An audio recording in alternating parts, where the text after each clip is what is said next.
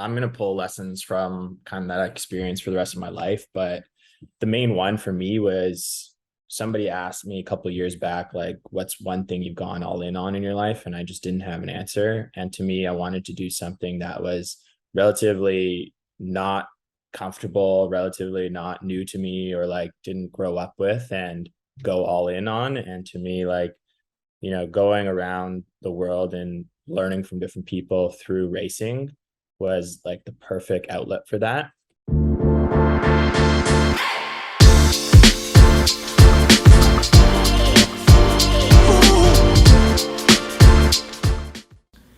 Did you know that we each lose a different amount of electrolytes in our sweat, largely based on our genetics?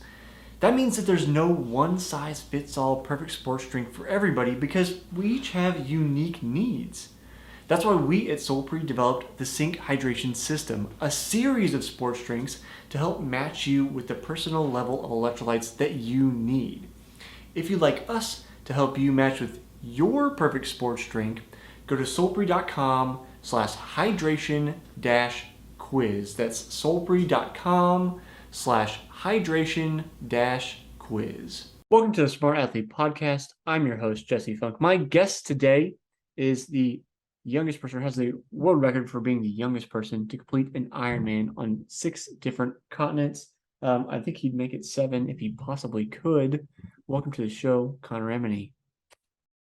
Thanks, Jesse. So good to be here. Excited to get a good chat going and reminisce on the last 2 years of the journey. So I know the question that most people will want to ask you, and I think you answered this in this the kind of like short documentary bio thing that was done with the photographer about your journey, is like, why are you doing this? And I think you say something about like, you're not really sure why, which I think to most people would be a little unfathomable. Like, doing a single Ironman is typically like a pinnacle for many people, let alone doing 6 of them, let alone on 6 different continents. So have you had any more epiphanies about that, or is it still just, it doesn't really matter why, I just continue forward?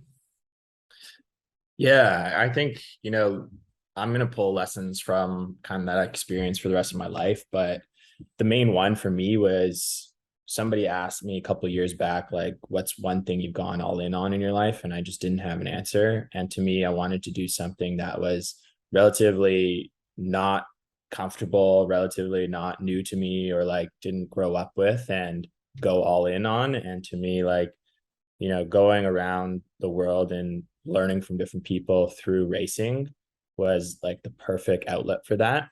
And obviously came with so many challenges, but really to me, it's about like hunting a dream, going all in on it.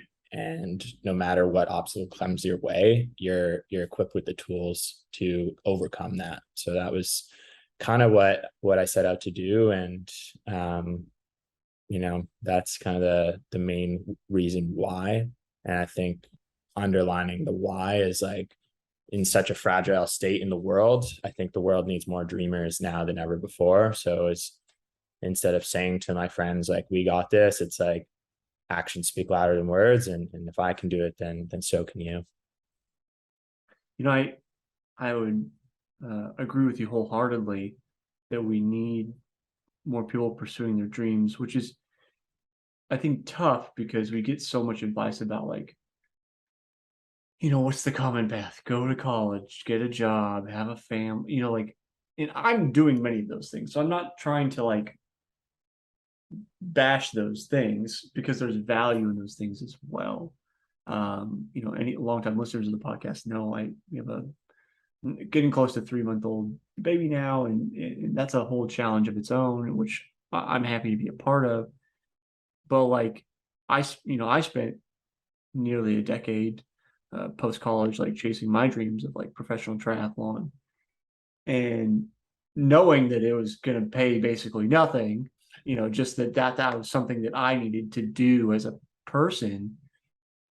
But it does kind of like you lead me to that point of like, why don't more people go after the things that they dream about? Like it, I know that like I said, from a practical standpoint, bills have to be paid, like you got to have food to eat, those kind of things.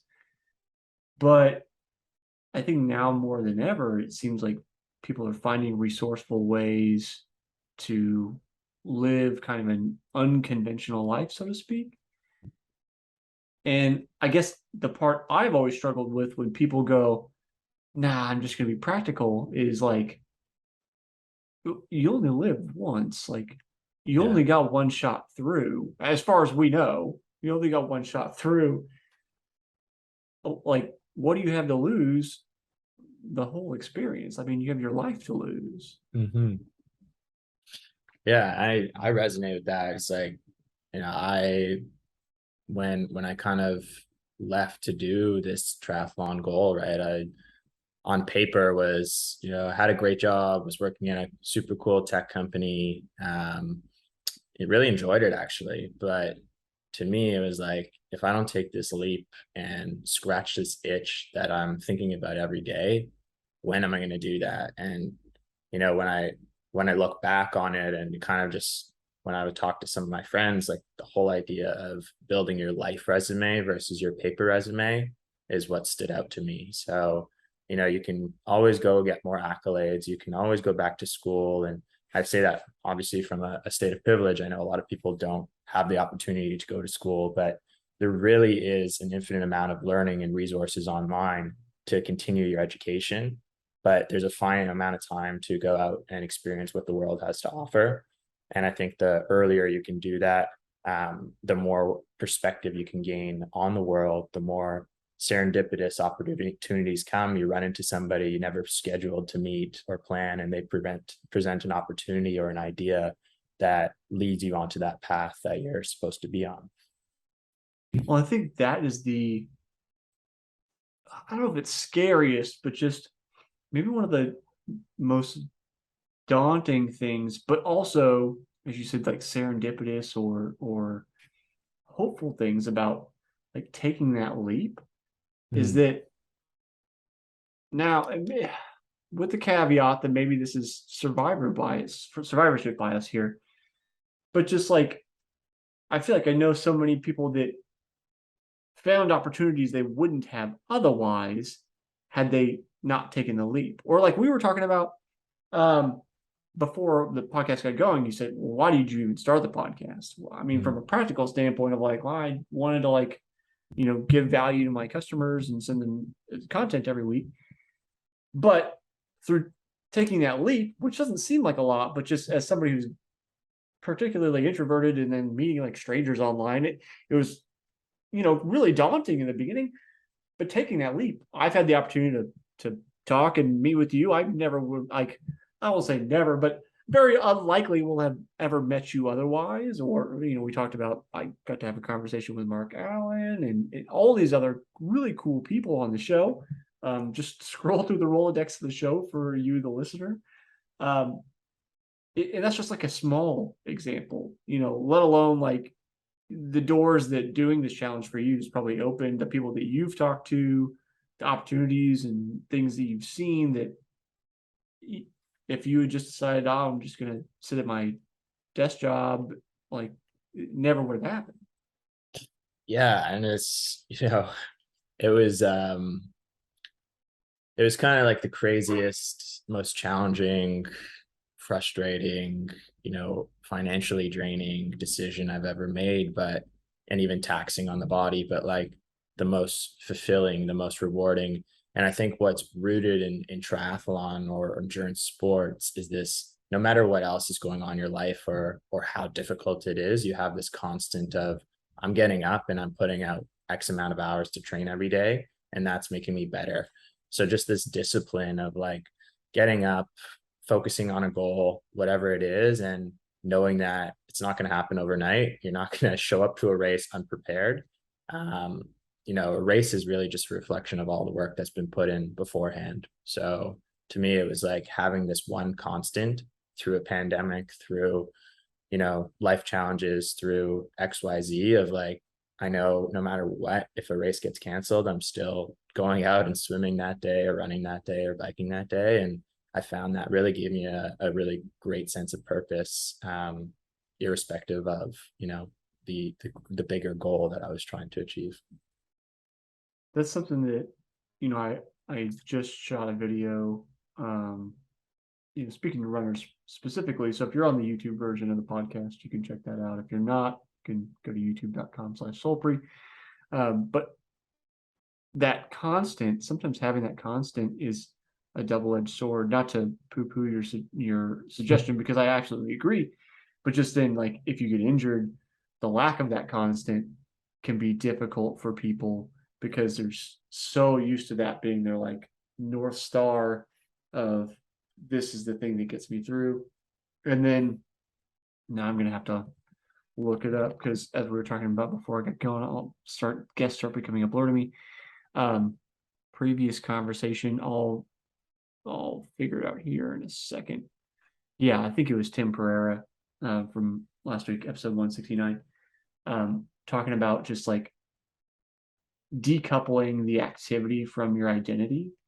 Yeah. And then like taking your idea of that you swim, bike, run, whatever it is, as your North Star, that like constant in your life, and then figuring out like the feeling that goes along with that, whatever it is, whether it's just like having an activity that's constant, or whether it's the endurance sport itself, or your confidence in yourself to overcome challenges. And then like taking that and knowing that even if you're injured, you can apply that thing that gives you the kind of reassurance to other areas. I think I always feel like that's a challenge of mine, but like the kind of the next step or the next evolution of it, whether you can or can't, continue doing your thing, is like thinking about,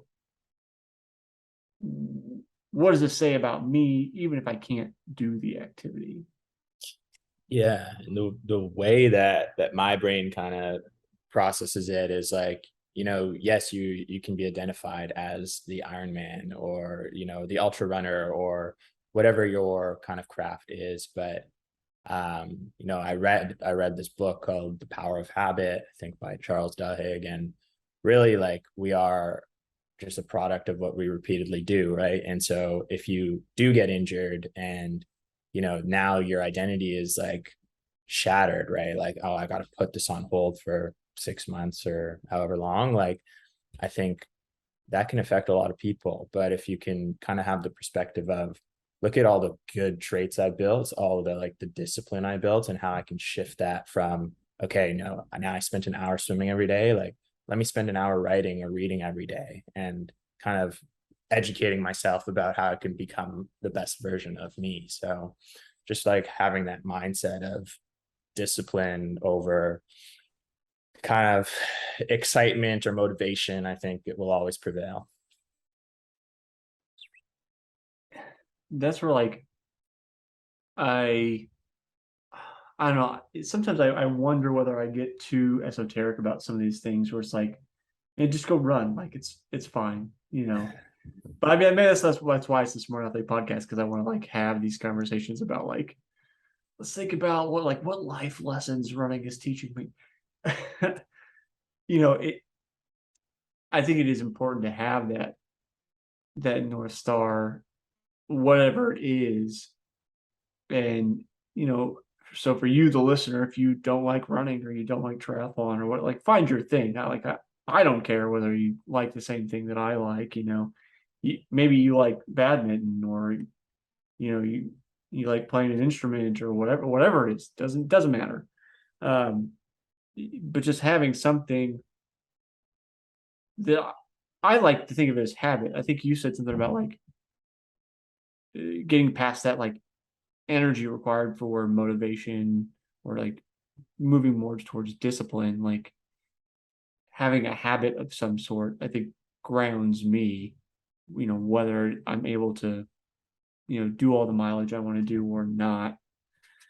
So I guess that leads me to the question of like, clearly there's a lot of time spent on the journey.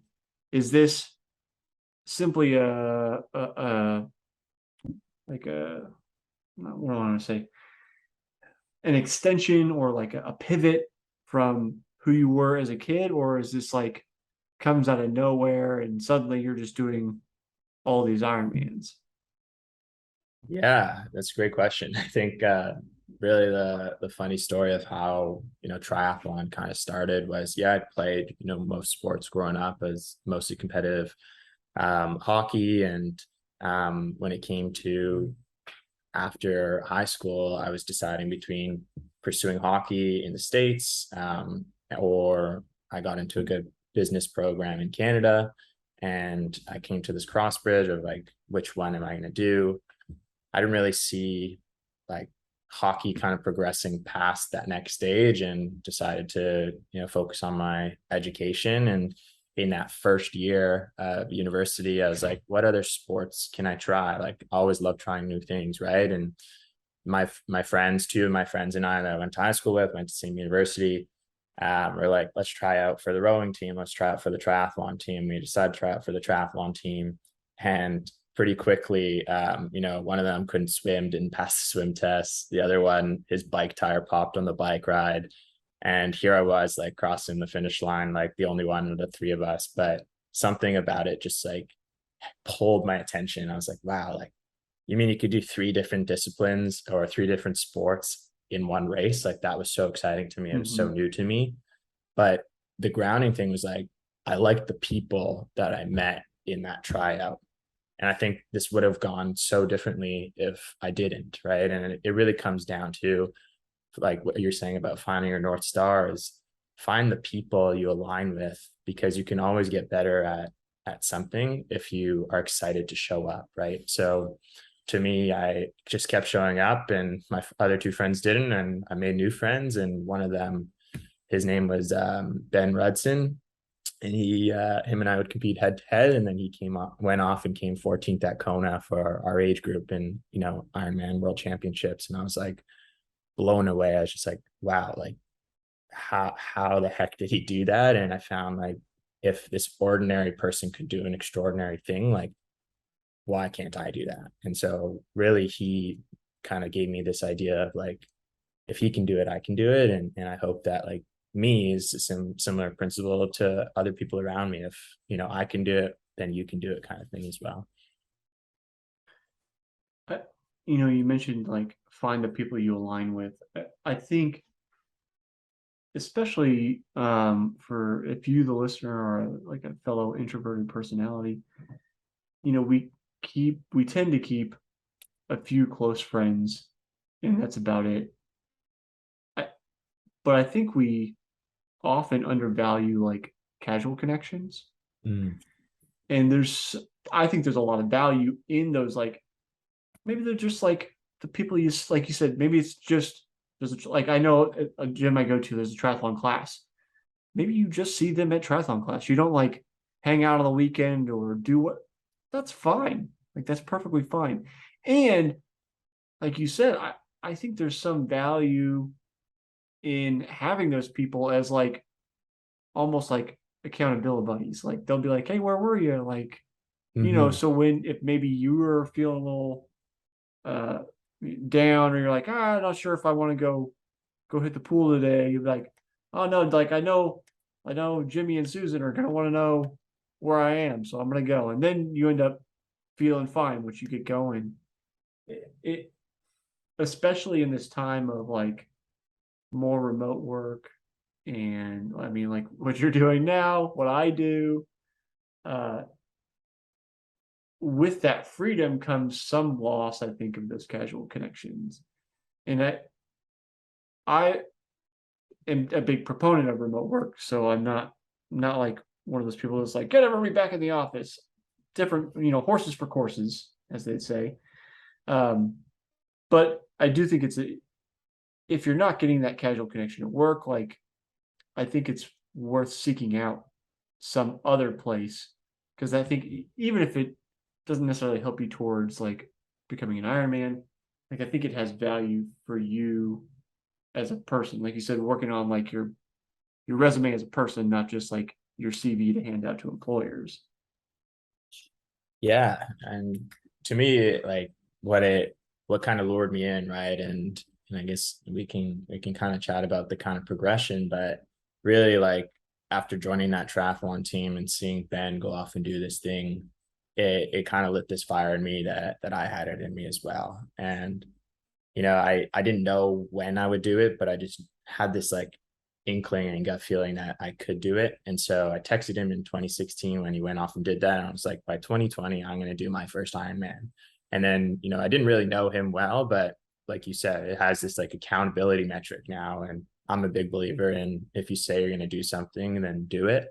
Um, and so yeah, just kind of was always in the back of my mind. And then I kind of put things on hold, went a whole different kind of path. I got a job as a beer representative, like promoting a beer company kind of throughout my 4 years in university. And it was kind of a hard thing to try and, wake up hungover and then do like a 2K or 2 mile swim. Right. So Yeah. I kind of put it on the back burner, but what I did like and kind of the grounding was back to running. And I always found like no matter what, I could go out and do a run and just feel better or sweat out whatever kind of, was on my mind or just like get this fresh air of okay, everything's okay. Right. And until people they have meditation, they have their outlets. And to me, it was always running. So kind of just stuck the course with that. And before I knew it, I was doing, half marathon, then I did an ultra marathon. And then before I knew it, I was like, wow, this is something that I just really like to see what I'm capable of. Right. And you fall back into this group of, okay, now you're showing up at these marathons and ultra marathons. You meet someone, they tell you about another race. You're like, oh, I think I can do that. Right. And that's where I met this guy named John Pockler, and he's big ultra runner in the scene, and really like we just kind of hit it off on this long run. And before I knew it, he asked me to crew for him to crew the Bruce Trail, which is Canada's oldest and longest marked footpath, 900 kilometers.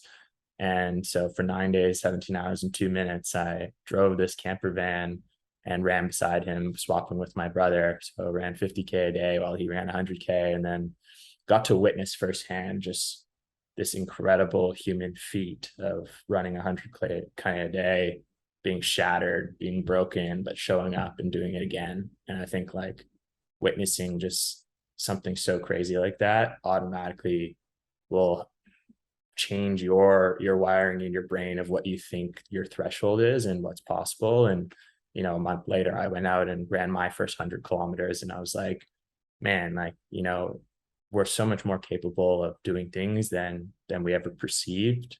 So really is the lesson here is like you just become a product of your environment. So if you're interested in something, like go out and search for the people that are doing it on a daily basis, and you'll eventually kind of either learn that you can do it or can do something that was much further along than you thought you could do. I mean, I've come back to this a number of times, and you hear this, but like it's so true that like you're the average of the 5 people you spend the most time with. Yeah. So like if you want to be better and you hang out with a bunch of people, like it comes with the caveat that like if like you said, you were a beer rep and you were going to parties, if that's what you want to do, go for it, man. Like that's the thing where I go, if you're not hurting anybody and that's what you want to do it. Like, no judgment.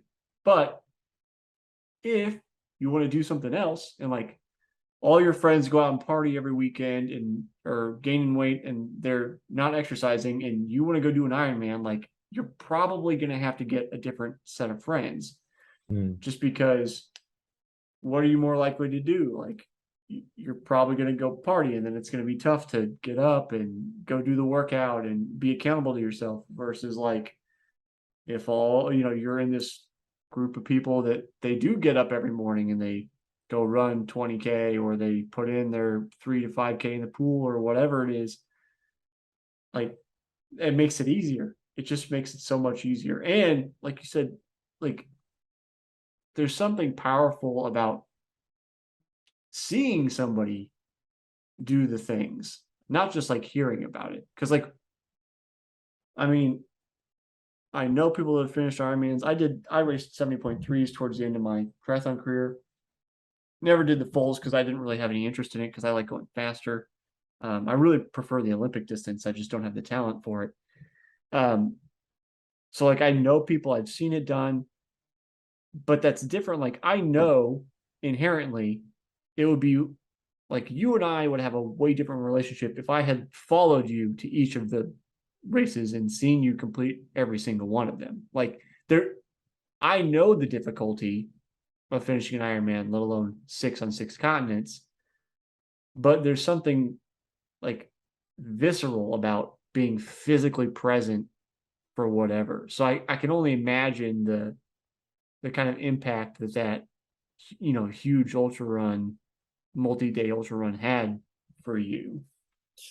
Yeah, it was just mind blowing, right? Like to watch something, you can read about something, you can watch a movie about it, but to see it tangible in real life, like, and just the pure emotion of like, man, like somebody's sleeping for 4 hours a day is like grimacing every step, but is still finding something within him to do it, and it's like, why? Like nobody knows why. And this is kind of the same journey about me. It's like just a sense of discovery. But kind of on this point, right, is like that Steve Jobs quote, you can't really connect the dots looking forward, but you can connect them looking backwards. When I think about growing up and my first exposure to running, I joined, cross country team in grade 5, 6, 7. And when I was in grade 10, I shared a gym class with Justin Knight, who's, set number 7 in the Olympics for the 5K and holds Canada's top 5K or second fastest 5K time of all time. And Jake Evans on my left, who's like now on the Montreal Canadiens in the NHL. And part of our gym class, we had to run a 5K. And here I was on this cross country team, not the fastest, but like a little bit more in tune with running. So I thought, yeah, I could do this pretty good. We go out, run this 5K. Justin Knight never ran before, goes out and runs sub 15-minute 5K, which was like just absolutely absurd, right? So there's Well, this, I mean, that's fast for anybody, let alone just like, hey, I'm gonna go out and do it. Like that's that doesn't happen. it doesn't happen, right? And so there was this like magical aura about him, right? And everyone at the school wanted to see him succeed. So they put him on the cross country team that year. He won every single race he entered. He won all of like, the entire province, OFSA, and through that got exposure to all the universities. He ended up signing a full ride scholarship to Syracuse, went out and broke all of their records at Syracuse. Won freshman athlete of the year, even though their March Madness team went to the Final Four.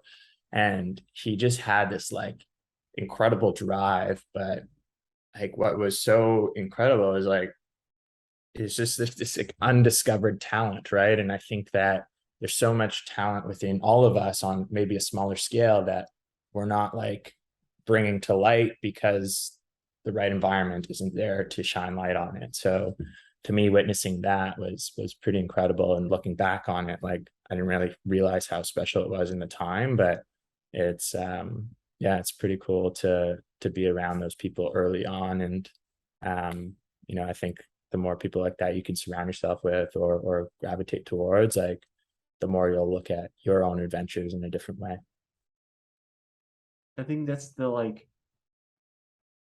I think that's the thing that, not the only thing, but maybe one of the things that drives parents to do crazy things with their kids and push them too hard is like trying to make that magic happen Mm. when it's like it doesn't necessarily happen that direction.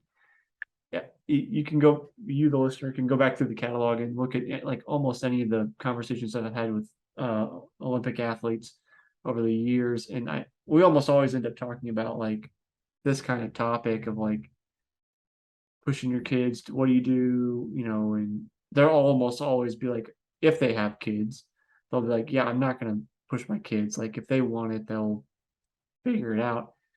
And but then on the other side, you'll see like parents be like, oh, they're going to get a full ride scholarship, and I'm going to make sure they do. And they're like trying to will their children through the things. And I think that's the tough thing is like, it's, I think you can give them opportunities, but then you can't make the magic happen. Like it either appears or it doesn't. Like in your case, I guess I don't know anything about your parents. Um, but I would guess that they weren't like, you need to be just as fast as that other guy. You need to go out and you need to run all the workouts with him and do all those things. Because that probably, unless I'm wrong about you, probably would have crushed you and then moved you away from running eventually and kind of made it like a toxic item for you. Yeah, for sure. No, I think like so I have two older brothers. They're twins, 3 years older than I am. Alex, Ben, Connor, ABC. And they're both like very competitive. So to me, like, our parents like would just we never really actually played like super high level anything like up until I don't know, like 15 or 16 years old. It was always like house league, like try whatever you want to try. Like I did gymnastics one summer when I was like 5 years old, right? And then I was like playing hockey, playing soccer, and even early into school, like in where I went to school, like I was on the badminton team, cross country team, rugby team, ping pong club. Like I tried everything, right? And I think there was never this pressure of like, oh, you had to do triathlon, you had to do hockey. It was just like, what do you like to do? And like go and try it. So I think, yeah, definitely lucky in that sense that we got to try a lot of different things. And but I think the really biggest advantage for me was growing up with two older brothers who were 3 years ahead of me. It just gave me this like drive to be, as good or better than them. And quickly I started playing like 3 years up in hockey, and I think that like really pushed me to be a better athlete. And just like growing up with two older brothers, you get put into place pretty quickly. So I became tough skinned pretty early on, and I think what changed was they were always better because they were 3 years older, but I would always show up. And it was like the same thing for everything. Cross country, I was never the fastest person, but I would always show up and I would try and stay longer because I was like, okay, I'm going to get better. I'm going to be the person that is going to run a little bit longer, one extra lap. And like at the time, I didn't really know why. I just like felt like it was the right thing to do. Is like, if I can't beat them in speed, like let me be the last person to leave the practice. And then just kind of like trickled into this endurance realm. And I think that's where the excitement is for me. Is like, if you're not the fastest, like what are you capable of? What can you do? How far can you go? And um yeah, that's kind of what led me to this triathlon and Ironman journey. And um I don't know, some people think I hit my head along the way, but the last 2 years were pretty insane, and happy to chat through that if you like here. Yeah, I mean, so I guess uh, you don't have to answer this right away. One of the things I want to talk about the journey is just like the practical side of like how do you fund it? Because like we said, I think we need more dreamers, but people got to have food, all that kind of things. So I guess walk us through the journey. How did you logistically put it together? Fiscally, uh, logistically in terms of like where am I sleeping at night? How am I training? Where are the facilities? Like, how does this get put together? Yeah, so I think like everything starts with a dream. For context, I in 2018, after graduating, I joined Uber and was number 17 on Uber Eats, helping scale that. And then, you know, by 2020, I was like, I love my job, I love the opportunity, but had this itch to do the first race. And to me, it was like I wanted to make it so special. I only thought it would be one Ironman, one and done, because it was a big kind of commitment, right? And so I like did some research, decided to go to New Zealand because that won the gold label award for best Ironman experience. And I knew I wanted to kind of experience that part of the world. So I I left to move to New Zealand in 2020 and or end of 2019, and the first race was March 2020. So I had 6 months to train up to it, and actually was able to transfer with Uber. Long story short, joined a different department called Jump, which is the electric bikes and scooters. And it was kind of this, because of a visa situation, I was like on this contract where hours were a bit wonky, and I was working from 4 a.m. to 1 p.m. every day because we had to assemble these scooters, get them out into the city before people would start work, and kind of rinse and repeat over and over again. And I think like it was an incredible experience because I got to learn so much, but it made it really like I didn't have time to go out late anymore. I didn't have time to like kind of drink or socialize. And it was just this moment in my life where I was like, I'm working and then I'm training, and I'm like so just dialed in for 6 months. And I'm like, if I can do this for 6 months, I can do this Ironman, right? And that's kind of how it all started. And after I crossed the finish line in the Ironman, I like I just like felt right away this incredible sense of accomplishment, and was just like truly proud of going so far away. I didn't know a single person in New Zealand, and like had this experience. And it was like so hard for me because I'm a very social person to like not drink, not socialize, not party, and like just train. So that's where it all began. But 10 days later after that race, COVID hits and I'm stranded in New Zealand. And then Canada's doing emergency flights back for people. So two months later, after trying to stick it out, come back, and I'm like, now what? Like, now what do I do? I left my job there. I'm like twiddling my thumbs. And that's where I came across this article of this Australian girl who ran a marathon or an ultra marathon on every continent. And I was like, wow, that is so cool. Like, I wonder if anyone's done that for the Ironman group. And did some research, and there's like, 5 or 6 people in the world that have done it or have been recorded doing it. And the youngest was 32, and I was 23 at the time, um, when I did my first race. And like, it just kind of, this light bulb moment came off. I was like, I don't know how the heck I'm going to do this. Like, there's a pandemic, but like, it's just like, I needed to do it. I needed to just focus, and like found myself being the best version of myself, showing up in training and having a goal. And like, that's kind of what I tell all my friends too, is like, if you're like trying to be the best version of yourself, like have something on your calendar you're working towards, even if it's like a 5K, if it's a musical theater performance, like whatever it is, like just have something 10 weeks out that you have like thinking about each day. And so yeah, kind of this year and a half like went by, and or over a year, and I didn't do another race. I signed up for some, but they were like canceled, postponed. And then September 26th rolls around. I was scheduled for Ironman Canada. I moved all the way to BC because it was a little bit more less restrictive. The pools were open, I could train. And this comes back to your question of like, logistically, how did you make it happen? Yeah. I sought out the best environment for me to succeed. So I went to BC, didn't know if like another person there again. And it was this environment where I could focus and like just show up and train. And then September 26th rolls around and scheduled for Canada. 10 days prior, they like canceled the race. And I was just like, oh man, but they offered us a transfer. And so I transferred to Chattanooga, Tennessee.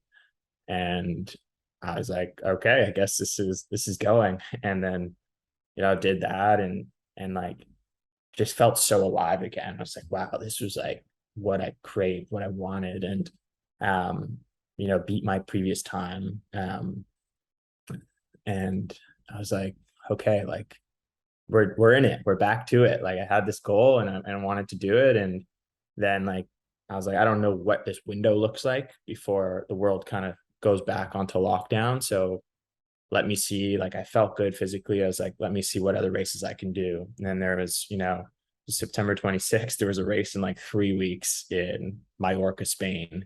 And I was like, okay, I got to go there for Europe. And then like September, October, November was Africa. And I was like, man, this is going to be like the tightest window of all time. But like, I like, I just felt like I needed to do it. Right. And that like everything I had, like I lived, you know, on people's couches, and just like everything I saved from Uber was like going to that. I was leveraging credit cards, and like you talk about financing, I was like, in hindsight, it wasn't the smartest idea. And I think like may have felt a little bit rushed, but at the same time, it was like, if not now, when, you know, Right. like I'm in the best shape of my life. I'm the most motivated I've ever been. And, you know, I felt like I could always go back to this corporate world, but I could never take this like kind of dedicated time to pursue a dream. Hmm. So I just like made it work. I used credit cards. I was like, whatever I have to do, I'm going to do it. And I picked up jobs, just like worked 3 odd jobs just to pay my rent, or like pay friends to sublet off of their places. Like it was just like everything I had was going towards this goal. Um, and that kind of just like is how it unfolded for those first 4. I know I'm doing a lot of talking, but is there anything? No, no, you're fine. Keep going. Okay, You're is good. there, if there's anything you want me to lean in on, Yeah, I'll or interject if there's a particular question, but okay, yeah, but I guess with the so I mean, we had different goals, but just like you hear this, and again, maybe it's just that this is the path I chose, so then I have the the bias, but like young people should be pursuing their dreams. Like it can change the path of your life, I think, for the better.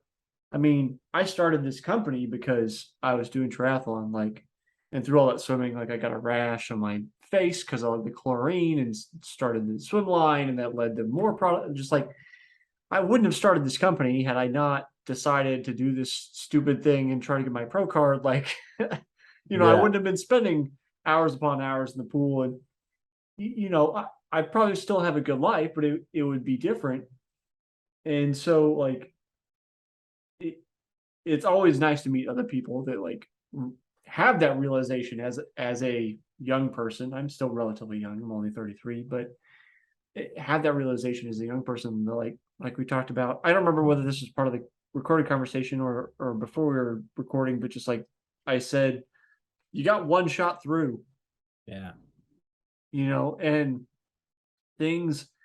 This is my business mentor said this to me the other day when he was here helping me with some stuff because of our new baby. He's like, things only get busier and more complicated as time goes on.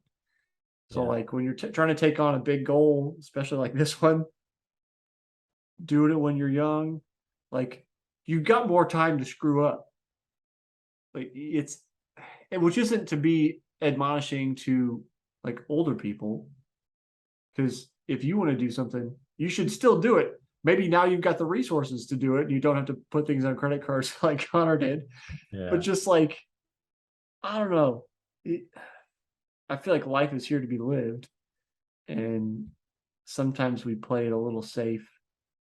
Like, I don't know, for fear of consequences that are not as big as they seem in our minds. yeah. And man, like, don't get me wrong, like it was so hard. It was so hard for me because, you know, I didn't know how I was going to fund the next trip. And then, you know, like just things happen, right? So, for example, like fourth race, um, going to Africa, and like everything's good, but on the way back, like I leave Johannesburg, fly, it's a connecting flight through Amsterdam, and then going back to Toronto where I was flying through in Canada, and like test negative, you know, do all that quarantine stuff. And then as I'm landing for the connecting flight in Amsterdam, they go on the PA and they're like, there's a new variant of COVID coming out. And I was like, all right, like what does that mean? And then they're like, we don't have any information, but we're going to put you on the tarmac. 5 hours we're on this tarmac. And then they come back on the PA and say, um, we're sorry to say, but like this plane has been contaminated and there's people here that probably have the variant. They put us into buses into like an ostracized wing of the airport and test, 600 passengers because there's two planes coming from Africa. And sure enough, like, 28 hours go by. It was a movie. Like, they said they're going to bring out beds for everyone because it was overnight. There was like families, they brought like 6 sleeping bags for 600 passengers. And I've never seen the human race like just so aggressive towards each other, like there's no food, there's no water, and they're like pulling sleeping bags from kids with their family and just like sleeping on their own. It was so hostile, this environment. But the story was like 600 people. My brother and I were on this plane. 60 of us tested positive for this new variant. So my brother and I actually tested positive. We get sent to this like isolated hotel, and they nicknamed it Hotel Omicron. And we were there for 2 weeks, right? And like this was just part of this story of like, man, you go from feeling like you're invincible running an Ironman, and then the next day you're like testing positive for this something that could potentially kill you and you don't know, right? And it's like we were guinea pigs. They literally injected needles into us, took our blood, tested us for 14 days straight, and luckily we were okay and recovered and all that jazz. But like that was just one example of, okay, this was like a big scare. Like let's not continue. Maybe like slow it down. But to me, I was like so determined and maybe just like bullishly determined to complete this thing that I was like, when's the next race? It was the only thing that was keeping me like excited and energetic about like anything that was going on in the world, because everyone I talked to was complaining. They're like, I'm just like, I can't work, I can't do this, I can't do this. Like I'm not going to work because XYZ. And I was just like, oh, like I can't be around this, right? Like I need to like just train. So um yeah, and then I signed up for the Philippines, and I was actually scheduled for Taiwan, but the race got canceled and they transferred me to the Philippines. And this was March 6th. So almost, like a full year to the day, or full 2 years to the day of my first race. And now we're on number 5. And it was actually the most stressful race I've ever had, because as I was flying there, my bike didn't arrive. It got sent to Korea when I was landing in Philippines on a connecting, and there was like got rerouted back for some reason. So I arrived and I had 72 hours before the race. And I was like, I just spent 17 hours flying here. I don't have my bike. What am I going to do? The race starts in 72 hours. And all these emotions go through your brain, right? Of like, man, just call it a day. Like it's just not meant to be XYZ. So I was like, I can't, like I have to finish this race. Like, so I called every bike shop that was in the city to try and find a bike. And, like my partner back in Canada was like on the phones calling places. Like I called my mom and I was like, I don't know like who else to call. I don't know what else to do. I was like in the local Starbucks just using their phone. Like, how do I get this bike? I finally took a taxi to this random like bike shop. And this is where just like things kind of connect when you're just so bullish on making something happen. As hard as it feels, if you keep going, like more likely than not, something's going to move into your favor eventually. And so went into this bike shop, and this guy was like, hey, I like don't actually, the owner of the store is like, I don't actually have a bike your size, but I have a friend who's like, an ex-Filipino basketball player that could maybe fit your frame. And I was like, okay, like sure. Otherwise, I was about to rent like a bamboo city bike for the Ironman. I was like, whatever it takes. Anyways, long story short, he got his friend to let me borrow his bike. He gave me his helmet, his shoes, and it was like, it was these acts of kindness that is really what it was all about. It was highlighting the people that make this journey happen. And I think that these untold stories is really what fuels the adventure, right? It's like, if you knew it was going to be perfectly planned, it's kind of like life. If you knew it was going to be perfectly planned, perfectly executed, like I'm not saying be the extreme of like, don't have a plan, don't have an execute, but leave some room for Yeah. spontaneity, leave some room for adventure, and you're going to meet some really cool people. And yeah, I was just forever grateful. But we stay in touch to this day, me and that bike shop owner. And he connected me to like the national Filipino tri team. And, I got to meet all of them and meet the hosts of the Ironman group. And just like, I wish I could share photos with you here because it was like so cool. But it was the hardest race as well. It was, for Celsius wise, it was like 40 degrees, Mm, which I don't know in Fahrenheit off the top of my head, but it was just like trying to do a race in a sauna. It it's was just, 104. yeah. Yeah. I was So like, I know 40 is pretty far up there, but I didn't know exactly where it was. Yeah. yeah. So that was the hardest race. I actually lost 10 pounds during the race. They tried to Mm, pull me out. And I went straight to the medic tents after the race and was like lying there for like 6 hours. They were putting IVs into me. I was just like, mm. felt like such a shell of a human, but definitely the most memorable out of the six as well. Yeah. I don't know how you feel about it. Cause like I ended up in the medical tent. I don't know how many times now after my like 70.3s. The first one, Eagle Man, which has like no shade on that course. And I was just so out of it, which I learned afterwards. It was like the sports drink I was doing was wrong for me. Like I was basically taking in twice as many electrolytes as I needed, which is part of the reason I came out with this like multi-strength electrolyte series, but we'll try not to spend too much time talking about our products. Um, but like several of them, I ended up in the medical tent, and we were like my buddy and I raced Santa Cruz, which was that was a whole adventure.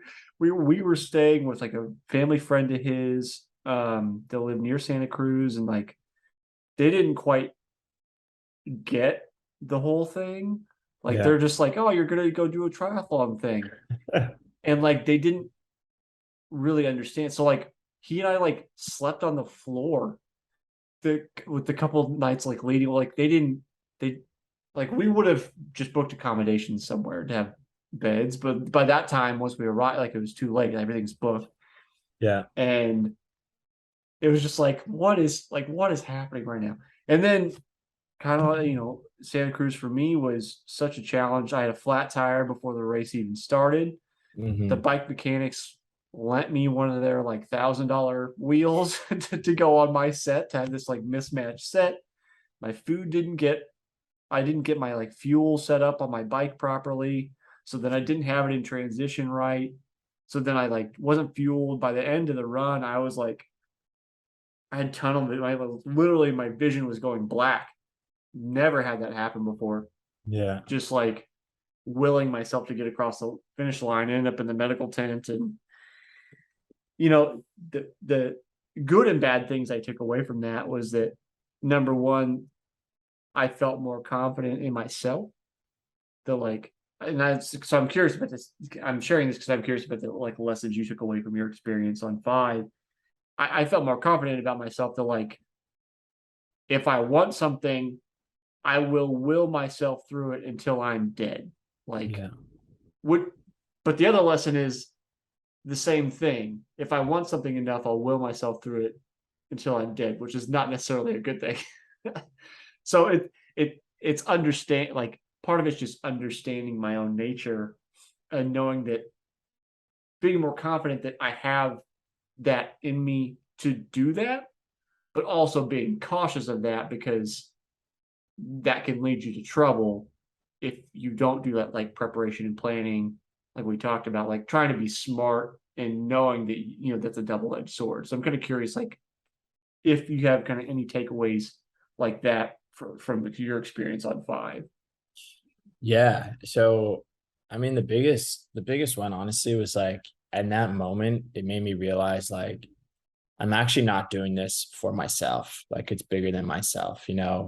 At that point, I was hours off of like my anticipated time, and it was like, man, like like nobody's here. Nobody needs to know. Nobody knows like I'm actually here. I was there by myself. It's like, why do I need to finish this? Like I feel horrible. I know it's not good for my body, like, but why? And it was like, at hour 10, I'm like 5K into this marathon. It's just like I can't even run anymore. I'm like so depleted. And it's like everyone that is looking at you doing this is like wants you to is rooting for you. Like they've gone out of their way to support you to finish this dream. And it's like having this shared dream just makes things so much more meaningful, so much more impactful.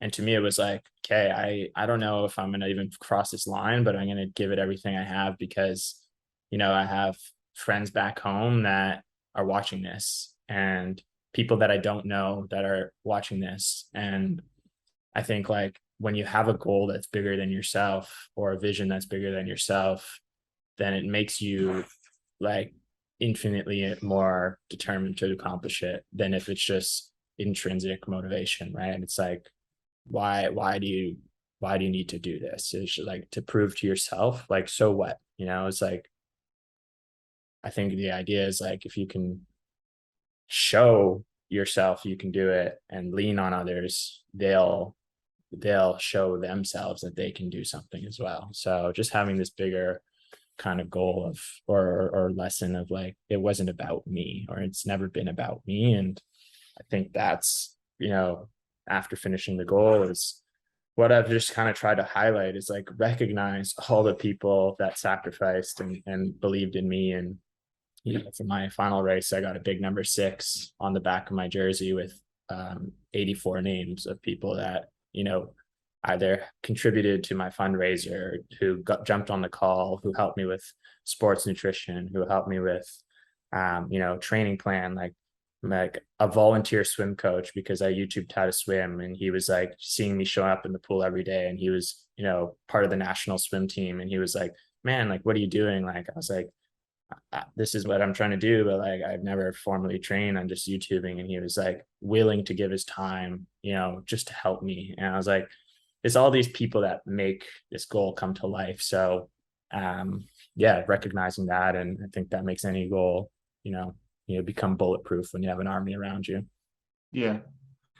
Connor, I'm sure we could keep going for a while, but we're going to run down on time here soon. So, as any listener of the show knows, I ask a singular question to all my guests for a particular season. This season's question, which I'll ask you now, is how do you celebrate your wins? Yeah, that's a great question. To me,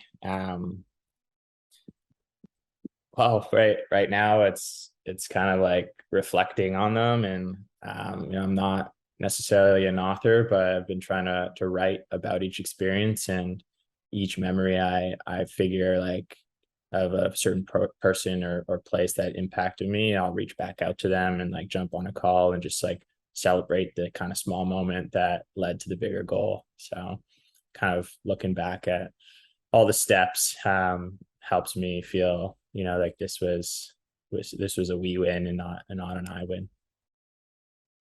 Connor, if there's, I think you've got upcoming challenges and goals you're chasing. So if people want to see what you're up to, get in touch. Is there a good way to do that? Yeah, I think Instagram is probably the easiest. It's just at Connor Emeny, and I know you joked about it at the beginning of maybe completing a, a triathlon on the 7th continent, but that's something that I'm working towards actually right now. So if people want to reach out or learn more or even just follow the journey, then can always happy to answer any questions or say hi. Awesome. Connor, thanks for hanging out with me today. Appreciate it, Jesse. It was an awesome chat.